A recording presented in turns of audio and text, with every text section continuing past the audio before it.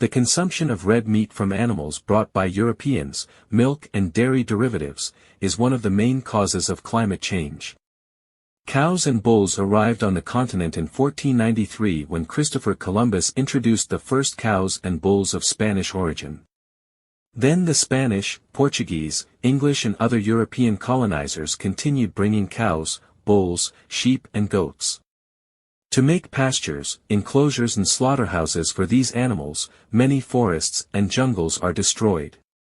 It is true that the oil industry is another of the main causes of climate change, but to make a garage for a car or other vehicle, not even a quarter of what is deforested to make pastures, enclosures and slaughterhouses for these animals.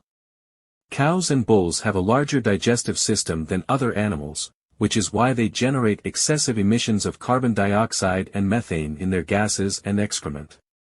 The urine of cows and bulls generates many emissions of nitrous oxide, nitrogen and ammonia, and water and land are contaminated with the waste and blood of these animals.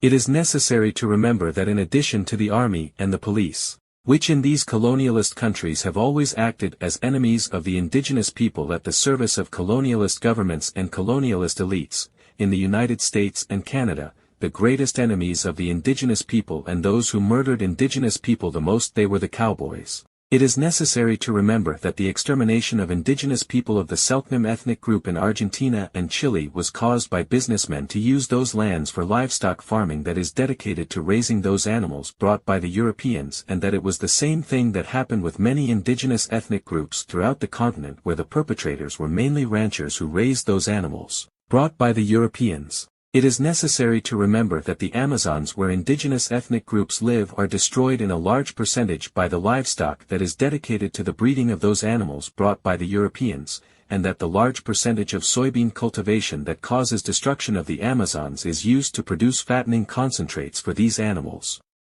For all this, the consumption of red meat from animals brought by Europeans, milk and dairy derivatives is something totally immoral and totally unethical.